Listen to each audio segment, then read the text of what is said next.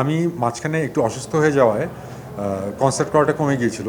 Cervical স্পাইনের একটা disk ভেঙে গেছে। বাংলাদেশে আমরা কনসার্ট করছি প্রায় ১৬ মাস পরে। যেই কনসার্টের ওভারলোড ফেস্টিভ্যাল কনসার্টের যে লাইন আপটা দুর্দান্ত, এরকম লাইন আপের কনসার্ট লাস্ট কবে হয়েছে আমার ঠিক মনে পড়ছে না। দুর্দান্ত সব ব্যান্ড আছে আজকের কনসার্টে। নতুন একটা ব্যান্ড আছে রক সল্ট, এদিকে লেভেল 5 আছে, পাওয়ার সার্জ আছে, Nemesis, Artcell, black, cryptic fate, আমরা আছি। সো এরকম একটা লাইন আপের সাথে কনসার্ট করার আনন্দটাই অন্যরকম। খুব ভালো লাগে যে এরকম লাইন আপের সাথে কনসার্ট করতে, বিকজ ক্রাউডটা অনেক ভালো হয়, অনেক সুন্দর একটা ক্রাউড আসে, সবাই সবার গান এনজয় করতে পারে। সো এটা একটা মজার ব্যাপার। আর আমাদের ব্যাপারটা হচ্ছে যে বাংলাদেশে আমরা মাঝখানে বাইরে গিয়েছিলাম, দেশের বাইরে কনসার্ট করতে, বাট বাংলাদেশে আমরা কনসার্ট করছি প্রায় ১৬ মাস পরে। সো ১৬ মাস পরে কনসার্ট করতে যাচ্ছি, এটা একটা বিশাল ব্যাপার অর্থনীতির জন্য, অর্থনীতি ফ্যানদের জন্য আরও অনেক বড় ব্যাপার, বিকজ তারা ১৬ মাস অর্থনীতি কনসার্ট দেখেনি। এবং আরেকটা বড় ব্যাপার হচ্ছে যে অর্থনীতির লাইন আপ চেঞ্জ হয়েছে, লাইন আপ পুরোপুরিভাবে চেঞ্জ হয়েছে। এবং লাইন আপ চেঞ্জের মধ্যে আরও ইন্টারেস্টিং ব্যাপার হচ্ছে আমাদের ব্যান্ডে শিশির ছিল, তারপরে শিশির ব্যান্ড ছেড়ে দিয়েছিল ব্যক্তিগত কারণে, তারপরে শিশির আবার রিজয়েন করেছে আমাদের সাথে। এটা আমাদের জন্য একটা বিশাল বড় ব্যাপার। শিশির আবার ব্যাক করেছে এবং আমাদের লাইন আপে নতুন দুজন এসেছে। একজন হচ্ছে আদনান আতিক, আমাদের কিবোর্ডিস্ট প্লাস গিটারিস্ট, আরেকজন হচ্ছে রিয়াজ, সে ড্রামার হিসেবে আছে প্লাস ভোকালিস্ট হিসেবে আছে। সো আমরা নতুন একটা লাইন আপ নিয়ে কনসার্ট করছি আবার ১৬ মাস পরে, এটা একটা বিশাল ব্যাপার। আর এখানে একটা নস্টালজিয়াও কাজ করছে আমার পার্সোনালি, আমার কাছে, কজ আমরা আজকে স্টেজে উঠছি, আমি বেসিস ভোকালিস্ট হিসেবে, শিশির গিটারিস্ট হিসেবে, আদনান কিবোর্ডিস্ট হিসেবে এবং রিয়াজ ড্রামার হিসেবে। এরকম একটা লাইন আপ যে গিটারিস্ট, কিবোর্ডিস্ট, বেসিস ভোকালিস্ট এবং ড্রামার, এরকম লাইন আপে অর্থহীন কনসার্ট করতো 2000, 2001, 2002-তে। তারপরে কিন্তু এর লাইন আপে এরকম ছিল না, চেঞ্জ হয়ে গিয়েছিল। দুজন গিটারিস্ট থাকতো, কিবোর্ড মাঝে মাঝে শিশির হয়তো বা কিবোর্ড বাজাতো। সো আজকে যখন কনসার্ট সাউন্ড চেক আমরা করছিলাম, তখন আমার কাছে মনে হচ্ছিল যে আমি সেই 2000, 2001, 2002 এর অর্থহীনে ফিরে গিয়েছি। সো এটাও একটা অনেক বড় ব্যাপার আমার জন্যে, পার্সোনালি আমার জন্যে, এবং অর্থনীতির জন্যও এটা একটা মজার ব্যাপার। এবং আরেকটা ব্যাপার হচ্ছে যে আজকে অর্থহীনের যেই গানগুলো আপনারা আগে শুনেছেন, সে চাইতে পারো বলি, যদি কোনো দিন বলি, অথবা অসমাপ্ত বলি, বা যেই গানই বলি, গানগুলো কি একটু হলেও একটু অন্যরকম লাগবে শুনতে, বিকজ আমরা গানগুলোর অ্যারেঞ্জমেন্ট একটু একটু শিফট করেছি, একটু চেঞ্জ করেছি। কজ এখন আমাদের পুরো দোস্তর একজন কিবোর্ডিস্ট আছে, সো সে তার ইনপুট এখানে আছে। আমাদের নতুন ড্রামার জয়েন করেছে, রিয়াজের বাজানোর স্টাইল দুর্দান্ত, একটু অন্যরকম। রিয়াজকে আমরা সেই স্বাধীনতাটা দিয়েছি যে তুমি তোমার মতন করে ড্রামটা বাজাও, তার ড্রামিং স্টাইলটাও অন্যরকম, সে তার ইনপুটগুলো দিয়েছে। সো গানগুলো শুনতে একটু একটু ডিফারেন্ট লাগবে আপনাদের কাছে। সো আমাদের কাছে বেশ ইন্টারেস্টিং লেগেছে গানগুলো, নিজেদের কাছেই বেশ মজা লেগেছে। অর্থহীন মাঝখানে 4.5 বছরের একটা বিশাল বড় ব্রেক ছিল আমার অসুস্থতার কারণে।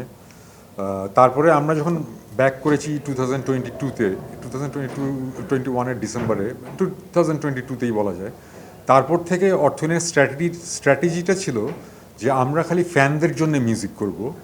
আমাদের মানি, ফেম, এইটা আমাদের মেইন উদ্দেশ্য না। আমাদের মেইন উদ্দেশ্যটা হচ্ছে ফ্যানদের খুশি করা। আমরা কনসার্ট খুব কম করব, কিন্তু যে কনসার্টগুলো করব সেগুলো যাতে খুব স্ট্যান্ডার্ড একটা কনসার্ট হয়, এবং এটা খালি গান না, এটা যাতে একটা এক্সপেরিয়েন্স হয় ফ্যানদের জন্য আর কি। সো আমরা এক্সক্লুসিভ কিছু দিব, কিন্তু একটা সুন্দর একটা কনসার্ট করব, কিন্তু কনসার্ট কম করব। সো আমরা কনসার্টের হারটা অ্যাকচুয়ালি কমিয়ে দিয়েছিলাম, বছরে 6টা থেকে 7টা কনসার্ট করতাম, এভাবেই আগাচ্ছিল। কিন্তু আমি মাঝখানে একটু অসুস্থ হয়ে যাওয়ায় কনসার্ট করাটা কমে গিয়েছিল। তার মাঝখানে আমরা বাইরে গিয়েছিলাম, দেশের বাইরে, সেই সময়টাই ছিলাম না। তার মাঝখানে আমরা অ্যালবামের কাজ করেছিলাম, সেই সময়ও কনসার্ট করা হয়নি। তারপর অ্যালবামের কাজটা শেষ হওয়ার পরে, বাইরে থেকে আসার পরে ব্যান্ডে একটা ভাঙন ধরে, ব্যান্ডের লাইন আপ চেঞ্জ হয়। লাইন আপটা চেঞ্জ হওয়ার পরে যখন আমরা প্ল্যান করি যে আমরা এখন কনসার্টে যাব, ঠিক তখনই আমার ঘাড়ে একটা ব্যথা শুরু হয়। এবং তখন যখন আমি ডক্টরের কাছে যাই, ডক্টর আমাকে বলে যে আমার সার্ভিক্যাল স্পাইনের একটা ডিস্ক ভেঙে গেছে এবং আমার লেফট শোল্ডারের কি বলে লিগামেন্ট ছিঁড়ে গেছে। দুটোই বেশ ভয়ঙ্কর একটা জিনিস এবং দুটোর জন্যই আমার সার্জারি লাগবে। তখন আমি বললাম যে ঠিক আছে তাহলে সার্জারি করাই। তখন ব্যাংককে আমার ফার্স্টে স্পাইনের সার্জারিটা করতে হয়। স্পাইনের সার্জারির পরে 1.5 মাস আমার রেস্টে থাকতে হয়। 1.5 মাস রেস্টে থাকার পরে আমি ব্যাংককে আবার ফিরে যাই, তখন আমার লিগামেন্টের সার্জারিটা করতে হয়।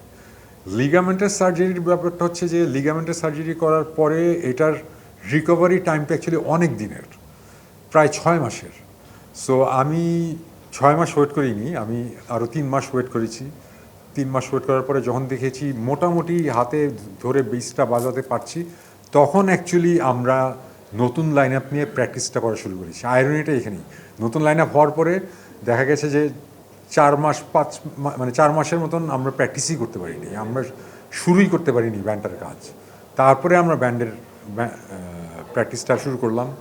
আর শিশির থাইল্যান্ডেও থাকে, ঢাকাতেও থাকে, আসা যাওয়ার মধ্যে থাকে। শিশিরও তখন ঢাকায় আসলো, আমরা তখন প্র্যাকটিসটা শুরু করলাম। কিছুদিন, জাস্ট কয়েকটা দিন প্র্যাকটিস করার পরে আমরা এই কনসার্টটা করতে পারলাম আর কি। এই কারণেই আমাদের এই দেরিটা হয়েছে আর কি।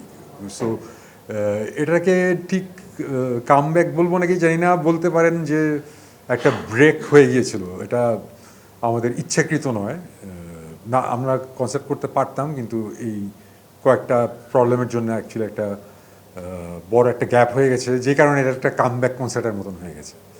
বাট আজকের কনসার্টটা ডেফিনেটলি ডিফারেন্ট একটা কামব্যাক কনসার্ট হতে যাচ্ছে।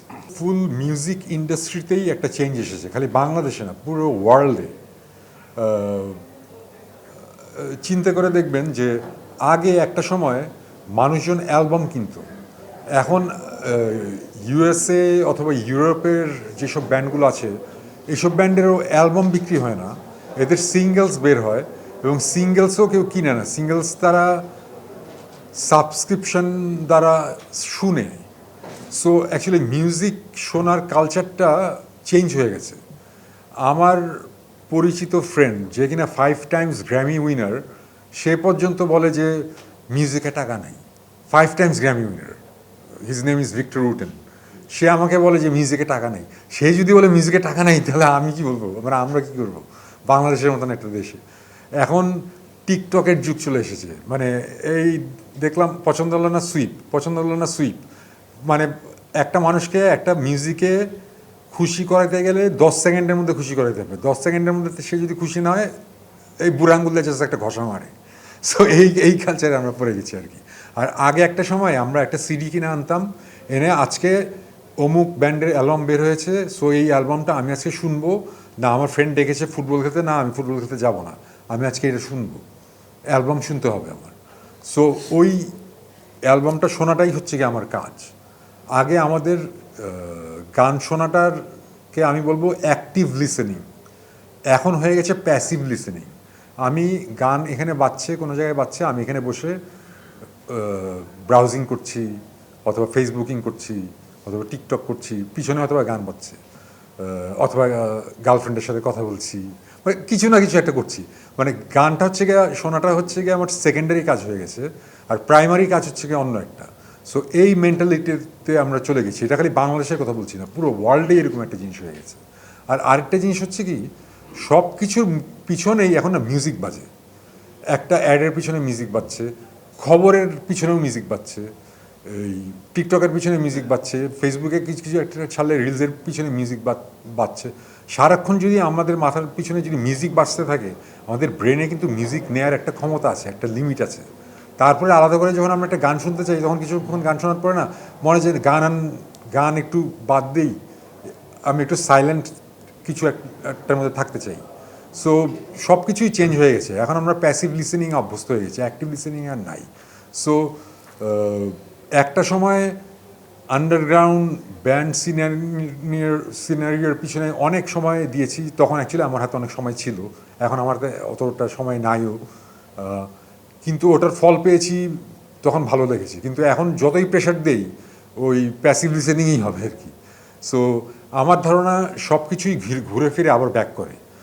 একটা সময় ভাইনাল রেকর্ডে সবাই গান শুনতো, তারপর ওটা চলে গিয়েছিল, ক্যাসেট আসলো, সিডি আসলো, তারপর ঘুরে ফিরে কিন্তু আবার ভাইনাল আবার আসলো।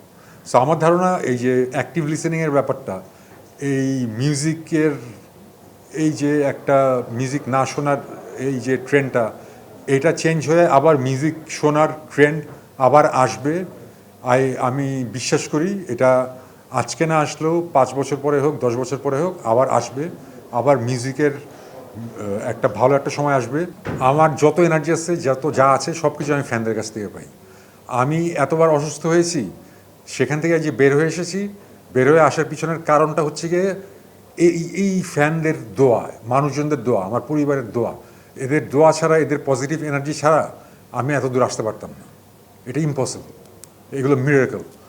এদের কাছ থেকে এই পজিটিভ ভাইবগুলো পাই দেখেই আমি এখনো পর্যন্ত আছি, নাহলে থাকতে পারতাম। অর্থহীনের ভবিষ্যৎ পরিকল্পনা হচ্ছে যে আমরা এখন কনসার্ট করব, বাট আমাদের যে স্ট্র্যাটেজিটা আমরা ওইভাবেই রাখবো। আমরা অনেক কনসার্ট করব না, বেছে বেছে কনসার্ট করব। আর আমরা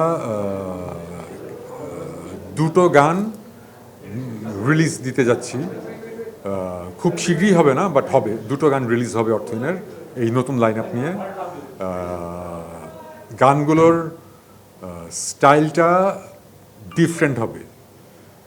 এই গানগুলোর স্টাইলটাকে বলা যেতে পারে মডার্ন অসমাপ্ত 3 টাইপের হবে। অসমাপ্ত 3 যদি 2026-এ বের হতো, তাহলে যেরকম হতে পারত ওই টাইপের স্টাইল হতে পারে। এতটুকু বললাম, এর বেশি বলবো না। অসমাপ্ত 2 আমার মনে হয় বিবর্তন এবং অসমাপ্ত 2 এই দুটো অ্যালবাম অর্থহীনের সবচেয়ে হিট অ্যালবাম বলা যায়। সো একটা জেনারেশন তো অ্যাকচুয়ালি অসমাপ্ত 1 থেকেই আমাদের গান শোনা শুরু করেছে, আগের গানগুলো তো শুনেই নেই। সো আমরা নেক্সট গানগুলো যেগুলো বের করতে থাকবো সেগুলো মডার্ন সং হবে। অসমাপ্ত 2 টাইপের, অসমাপ্ত 2 এর ছোঁয়া থাকবে। অসমাপ্ত 2-তে যেরকম গান ছিল অথবা অসমাপ্ত 1-এ যেরকম গান ছিল, ওই সব গানের ছোঁয়াটা থাকবে, কিন্তু মডার্ন। এখনকার জেনারেশন যাতে জিনিসটা নিতে পারে, কিন্তু অসমাপ্ত 1-2 এর ফ্যানরা খুব খুশি হবে, এতটুকু আমি বলতে পারি।